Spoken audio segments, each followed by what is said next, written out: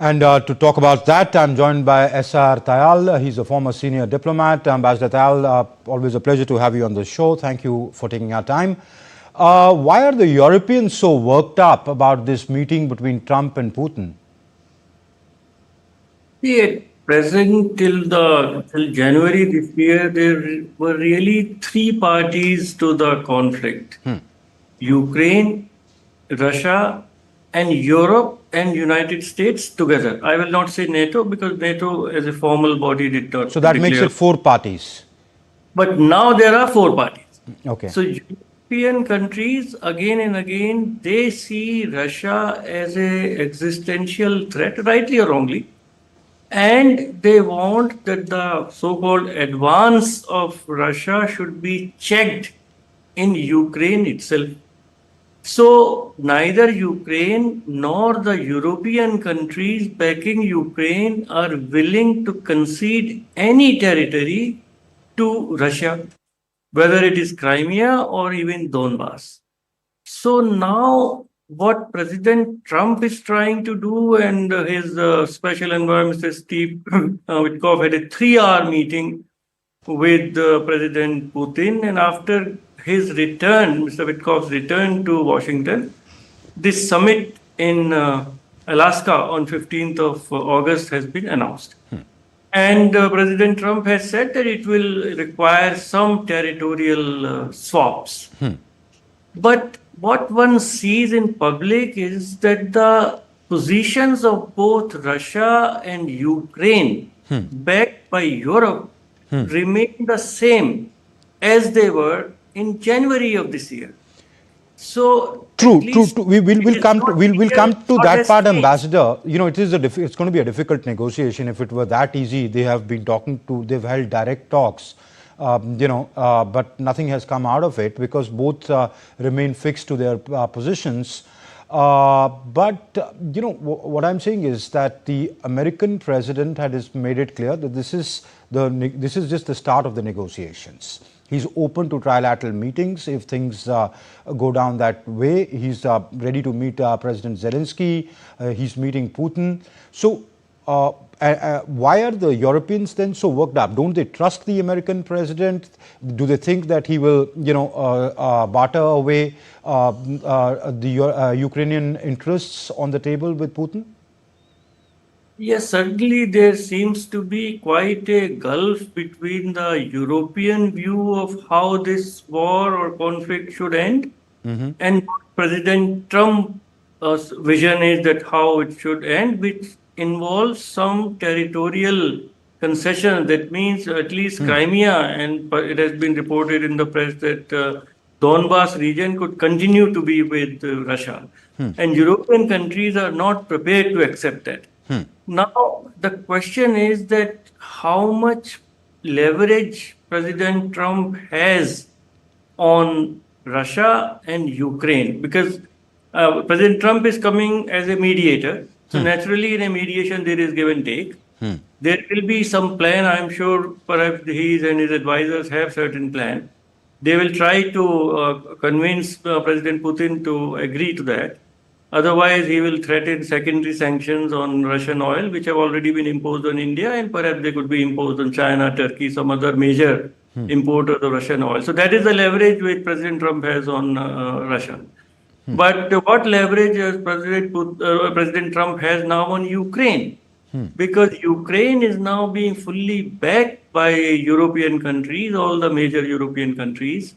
And President Trump has already pressurized European countries so much by way of the trade deal, and in NATO, 5% of investment of the GDP has to be spent on defense, that in my view, Europe will not cave in any further and they may stand their ground.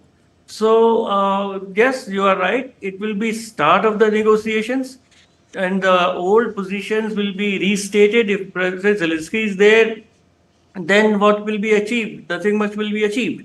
Whatever is some kind of a outline of a possible agreement, perhaps United States will first have to convince European countries that convince President Zelensky to accept it. Otherwise, you will stop supporting.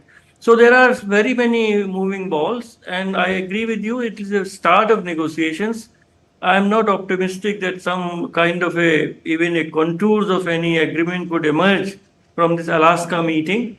But some negotiating positions and some direction of future negotiations, some dates for future negotiations may be mentioned. But I remain pessimistic about a resolution of the problem in foreseeable future. Okay. Ambassador Tayal, let me read out what, that statement, the joint statement signed by France, Germany, Italy, Poland, Britain, Finland, and the European Commission chief, von der Leyen, said.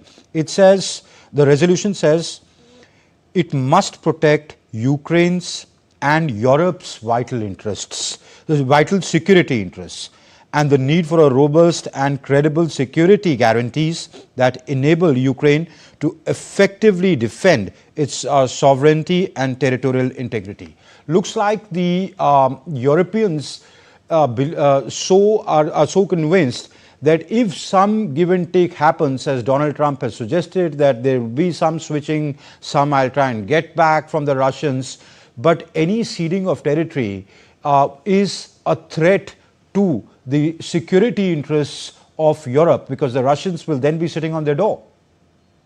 There are two issues. One is the territorial issue, that whether territory goes back to Russia, to Ukraine. I think that is a pie in the sky. That is not going to happen. That Crimea and Donbass, Russia will ever cede. Second part is the security guarantees and security assurances which the European countries have pointed out. Now, Russia, of course, has been demanding that Ukraine shall never become part of NATO, and even their rearmament. Russia has been demanding that there will not be any rearmament of Ukraine. That is not possible. But then, whether security guarantee will be given by some kind of an international force in that area, some kind of American security guarantees. So there is some scope for some kind of a compromise so that Ukraine does not become member of NATO, but there is some kind of a buffer or some kind of a force between Russia and rest of Europe. That is possible, but it will certainly require territorial concessions from Ukraine, which as of now, Ukraine and President Zelensky are not prepared to offer, and perhaps rightly so. So it will be start of some very complex negotiations. But on territory, I am very doubtful that Russia will ever leave Crimea and Donbass. Crimea it is certainly not going to leave. Donbass can be in some kind of a international kind of a rule or some where the sovereignty is in some kind of a doubt. All that kind of is possible. If there is a real desire on the part of both Ukraine and Russia to end the conflict. But if Ukraine wants to end the conflict only when he gets back all its territory, which is under the occupation of Russia, and European countries continue to fully back, arm, finance. They have said they will continue to finance and give diplomatic support to Ukraine, diplomatic, military, and financial support. If they continues to get from Europe, and Europe continues that hardline stance, then I think Europe is now in a hard position, and they will defy United States because US is putting so much pressure on European countries. Okay. There will be a time for them to push back. So there are many moving parts, but the common ground is still not really visible at the moment, where some kind of agreement could happen within a foreseeable future. Very true. At least for now, Zelensky seems to be taking the maximalist position of not ceding even an inch of his territory.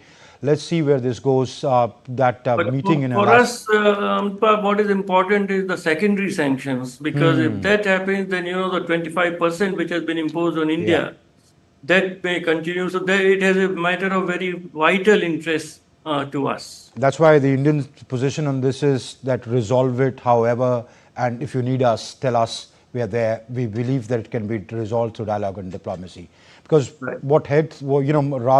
whether territories get swapped or not, the idea is that this should end, because we feel the pinch where they imposed the secondary sanctions on us.